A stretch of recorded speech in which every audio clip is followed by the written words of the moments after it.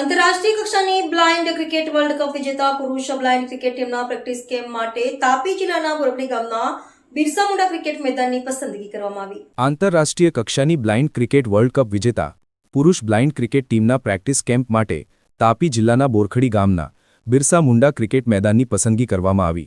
આંતરરાષ્ટ્રીય કક્ષાના blind cricket world cup વિજેતા પુરુષ બ્લાઇન્ડ ક્રિકેટ ટીમના પ્રેક્ટિસ કેમ્પ માટે બોરખડી ગામના બિરસા મુંડા ક્રિકેટ મેદાનની પસંદગી કરવામાં આવી હતી। તારીખ 8 ડિસેમ્બરના રોજ સવારે 8 વાગે પુરુષ બ્લાઇન્ડ ક્રિકેટ ટીમનો સ્વાગત કાર્યક્રમ તુવરવેડ ખાતે રાખવામાં આવેલ, જેમાં બોરખડી ગામના આગેવાનો તથા કાર્યકર્તાઓ અને મુખ્ય મહેમાન તરીકે સુભાષભાઈ ચૌધરી, આદિવાસી કાર્યકર્તા તર્કભાઈ ચૌધરી, સરપંચ શ્રી વિનુભાઈ ચૌધરી તથા બ્લાઇન્ડ ક્રિકેટરોને ઉત્સાહ વધારવા માટે ગામના યુવા ખેલાડીઓ તથા આજુબાજુના ખેલાડીઓ ભાગ લીધો હતો। ભરતભાઈ ચૌધરી ભાગ લીધો હતો તથા પુરુષ બ્લાઇન્ડ વર્લ્ડ કપ વિજેતા ટીમના ખેલાડી નરેશ તુમડા, કલ્પેશ ટીમરકર તથા નેત્રંગ ગોધરા વિસ્તારના બ્લાઇન્ડ વર્લ્ડ કપના ખેલાડીઓ અને અન્ય ગુજરાતની ટીમના ખેલાડીઓ 3 દિવસની પ્રેક્ટિસ માટે બિરસા મુંડા બોરખડી મેદાન ખાતે 8, 9, 10 તારીખના રોજ પ્રેક્ટિસ માટે આવ્યા હતા। ત્યાંથી પ્રેક્ટિસ પતાવી ડાયરેક્ટ આંધ્રપ્રદેશ રમવા માટે જશે। આજે બોરખડી અને અમારું પાડોશી ગામ કહેર બંને માટે ખૂબ જ ગર્વ લેવા જેવી વાત છે, કારણ કે નેશનલ કક્ષાની બ્લાઇન્ડ ક્રિકેટ પુરુષ ટીમ આજે અમારા ગામડામાં આવી છે અને એ 8, 9, 10 3 દિવસ સુધી પ્રેક્ટિસ કેમ્પ અહીંયા કરશે અને ત્યારબાદ આગળની નાગેશ ટ્રોફી રમવા માટે એ લોકો આંધ્રપ્રદેશ રવાના થશે।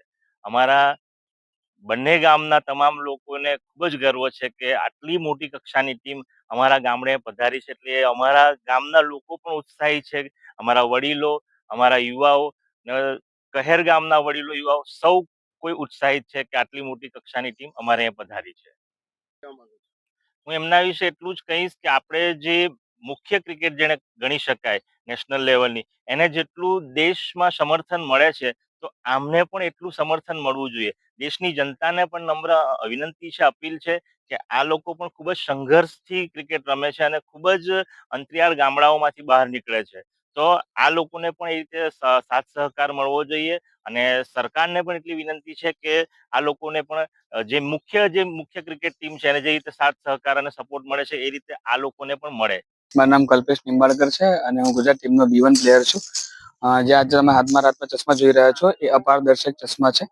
આ B1 કેટેગરીના જે પ્લેયર ગુજરાત ટીમમાં રમતા હોય છે તેમને કમ્પલસરી આ ચશ્મા પહેરવાના હોય છે, કારણ કે જેથી કોઈ પણ પ્લેયરને થોડું પણ વિઝન હોય કે ના હોય પણ સમાનતા ધોરણે અંધારામાં પટ અને પૂરેપૂરો સાઉન્ડ ઉપર રમે એને ધ્યાને રાખીને આ ચશ્મા બનાવ્યા છે। જેમ કે આ ચશ્મા આપણે પહેરીએ છીએ, આ અપારદર્શક ચશ્મા છે।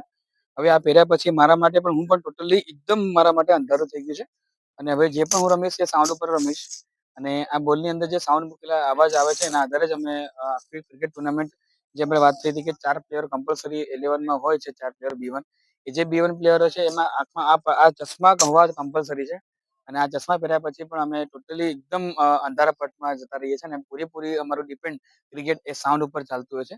એ આ બ્લાઇન્ડ ક્રિકેટ ટીમની બહુ મોટી અને ખાસ ખાસિયત છે। તમે આ બધી બોલ જોઈ રહ્યા છો એ પણ તમને જોવામાં કદાચ સીઝન જેવો બોલ જેવો લાગતો હશે, પણ આ હેવી પ્લાસ્ટિકથી મેન્યુફેક્ચરિંગ થયો છે।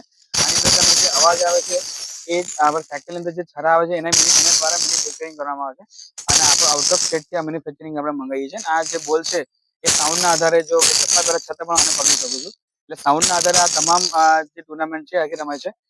બોલ જોઈ શકો તો આને ગ્રીપ પણ છે આના, એટલે ગ્રીપની સાથે એટલે નાઇન ક્રિકેટ ટીમમાં જેવું આપણે નોર્મલી જોઈએ છીએ કે બોલને સ્પિન કરે છે, સેમ વસ્તુ આપણે આમાં પણ સ્પિન કરવામાં આવે છે।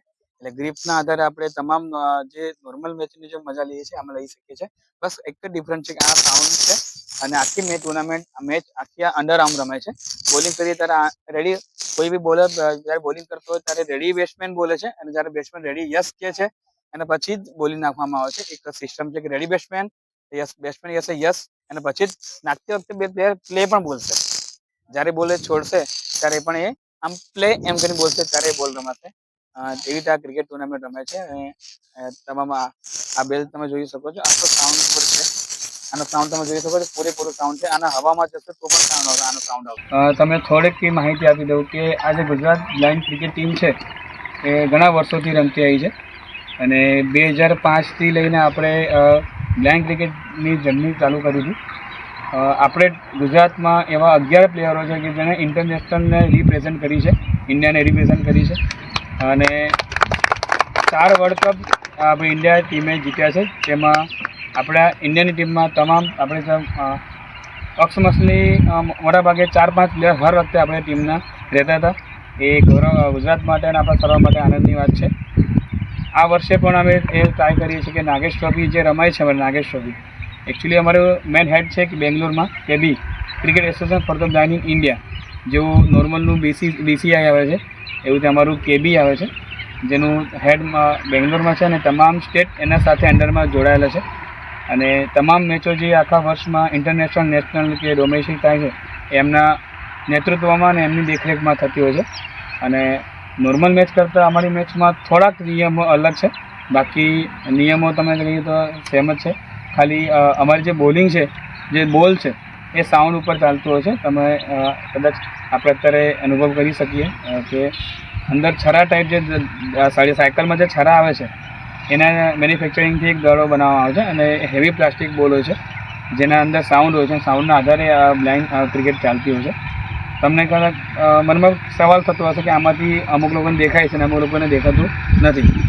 બ્લાઇન્ડ ક્રિકેટ ટીમ 3 કેટેગરી ઉપર ચાલે છે: B1, B2 અને B3. B1 કેટેગરીના એવા પ્લેયર હોય છે કે જેને થોડુંક વિઝન હોય છે કે 1 મીટર કે 2 મીટર હોય છે. B2ના પ્લેયરને એવું છે કે 3 મીટરથી લઈને 4 મીટર સુધીનું વિઝન હોય, એ લોકો B2 કેટેગરીના હોય છે. અને 4થી લઈને 6 મીટર સુધી દેખાતું એવા પ્લેયરો B3 કેટેગરીના હોય છે. એટલે ટીમમાં B2 પ્લેયર એટલે B1 પ્લેયર એટલે ટોટલ બ્લાઇન્ડ ગણાય. અને થોડુંક પણ વિઝન હોય તેમને એક ચશ્મા આપવામાં આવે છે. એ અપારદર્શક ચશ્મા હોય છે, જે પહેરે છે ત્યાં આંબુ છે અને એ બ્લાઇન્ડનેસ સમાન થઈ જાય છે. એટલે બ્લાઇન્ડ ક્રિકેટમાં તમામને સરખો ન્યાય આપવા માટે એક નિયમ બનાવ્યો છે કે B1 પ્લેયર જે હશે એ 11 જણમાંથી 4 પ્લેયર કમ્પલસરી અંદર રહેશે. જે 11 જણની ટીમ આપણે 11માં ઉતારીએ છીએ એમાંથી કમ્પલસરી 4 પ્લેયર B1ના હોવા જ જરૂરી છે, B2ના 3 પ્લેયર હોવા જરૂરી છે અને B3ના 4 પ્લેયર હોવા જરૂરી છે. આવી રીતે સમાનતાના ધોરણે આખી ક્રિકેટ ટુર્નામેન્ટ રમાય છે. બોલિંગની વાત કરીએ તો આપણે જે નોર્મલ ક્રિકેટની અપિંગથી બોલિંગ થાય છે ત્યારે અમારું અંડર આર્મથી બોલિંગ કરવામાં આવે છે. સ્પીડ, સાઉન્ડ બધું જે છે આપણે નોર્મલી જેના જે તે પ્લેયરને બોલર પર ડિપેન્ડ છે કે એને કઈ સ્પીડે એની પરફોર્મન્સ બતાવે છે. બાકી ખાલી એક નિયમ આવ્યો છે કે અમારે પિચની અંદર તમે જોઈ શકો છો વચ્ચે એક પટ્ટી દોરેલી છે. એ પટ્ટીનો નિયમ એવો છે કે પટ્ટીની બોલિંગ કરતા હોય તો આ સાઈડ, તો પટ્ટીથી આ સાઈડ તમારે બોલિંગ કરવાનું રહેશે અને પટ્ટીની પહેલાં તમારે પહેલો ટપ પાડવાનો રહેશે. જો પટ્ટીની પહેલી બાજુ પહેલો ટપ પાડ્યો તો નો બોલ ગણાશે. એટલે એ જે ક્રિકેટનો જે આ એક નિયમ અલગ છે, બાકી તમામ નિયમો નોર્મલના જે નિયમો છે એ જ નિયમો અહીંયા ફોલો કરવામાં આવે છે. નો બોલ, વાઇડ બોલ, તમામ LBW, કેચિંગ આઉટ, એ તમામ નિયમો છે. અને આ બ્લાઇન્ડ ક્રિકેટ આપના માટે કદાચ નવી હશે પણ વર્ષોથી રમાતી આવી છે અને આનંદની વાત છે